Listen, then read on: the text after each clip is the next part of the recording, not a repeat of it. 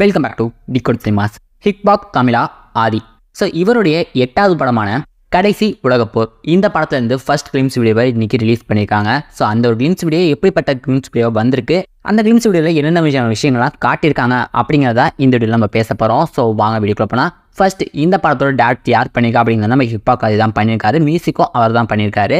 So இந்த படத்தில் ஹிக்பாக் தமிழா ஆதியோட சேர்ந்து ஆக்டர்ஸ் அனகா, நட்டி நட்ராஜ், நாசர், சிங்கம்புலி, முனிஷ்காந்த், ஹரிஷ் உத்தமன் இது மாதிரியான ஏகப்பட்ட ஆக்டர்ஸ் இந்த படத்துக்குள்ள நடிச்சிருக்காங்க. ஸோ இந்த படத்தோட ஸ்டோரி லைன் அப்படின்னு எடுத்துக்கிட்டிங்கன்னா, இந்த படத்தோட டைட்டில் மாதிரியே கடைசி உலகப்போர், அதாவது ஒரு போரை மையப்படுத்தின ஒரு கதையாக தான் இந்த கதை அப்படிங்கிறது அமைஞ்சிருக்கு. இது மட்டும் இல்லாமல் இந்த கிளிம்ஸ் வீடியோவை பார்க்கும்போது இந்த போரை மட்டுமே இந்த படத்தில் காட்டாமல் அந்த போருக்கு அதுக்கப்புறம் நடக்கிற சில விஷயங்களையும் காட்டியிருக்காங்க அப்படிங்கிறதெல்லாம் தெரிய வருது.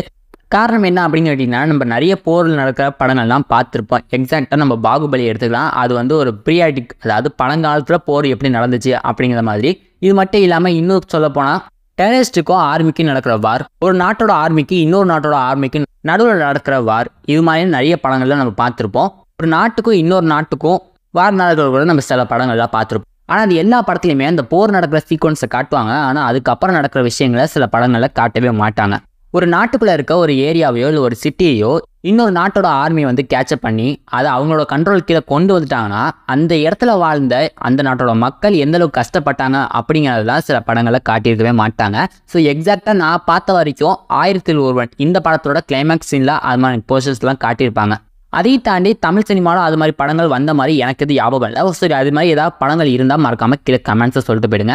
ஸோ இந்த கடைசி உலகப்போர் இந்த படம் அந்த கதையை சம்மந்தப்பத்தின ஒரு கதையாக தான் இருக்கும் அப்படிங்கிறது என்னோட ஒப்பீனியன். ஸோ அப்படின்னா கிளிம்ஸ் வீடியோ பார்த்த வரைக்கும் என்னோட ஒப்பீனியன். ஸோ இந்த படத்தோட ட்ரெய்லர் வந்ததுக்கப்புறம் இந்த படம் எப்படி இருக்க போகுது அப்படிங்கிறத நம்ம வெயிட் பண்ணி தான் பார்க்கணும். இந்த படத்தோட கிளிம்ஸ் வீடியோவை ஒரு வேறு லெவல் எக்ஸ்பீரியன்ஸை கொடுத்துச்சு அப்படின்னு தான் சொல்லி ஆகணும். அதில் காட்டின சீக்வன்ஸும் சரி, கலர் கிரேடிங் சரி, பின்னாடி வர சாங்ஸு, அதை கொடுக்குற நம்ம ஹிக்பாக் தமிழோட வாய்ஸ், ஸோ ஒரு பக்காவான கிளிம்ஸ் வீடியோ தான் இந்த கிளிம்ஸ் வீடியோ அப்படிங்கிறது அமைஞ்சிருக்கு. நீங்கள் இந்த படத்தோட ட்ரெய்லர் கட், டீசர் கட் இது மாதிரிலாம் எப்படி வரப்போகுது அப்படிங்கிறத நம்ம வெயிட் பண்ணி தான் பார்க்கணும். ஒருவேளை இதே மாதிரியான அந்த படமும் இருந்துச்சுன்னா, ஹிக்பாக் தமிழா இது வரைக்கும் நடித்த படங்கள்லேயே இதுதான் த பெஸ்ட் படமாக அமைய போகுது. ஸோ இந்த கிளிம்ஸ் வீடியோவை நீங்கள் எல்லாருமே பார்த்துருப்பீங்க அப்படிங்கிறத நம்புகிறேன். ஸோ பார்க்கலன்னா மறக்காமல் போய் பாருங்கள். பார்த்துட்டு வந்ததுக்கப்புறம் அது எப்படி இருந்துச்சு அப்படிங்கிறத மறக்காமல் கீழே கமெண்ட்ஸை சொல்லிட்டு போயிடுங்க.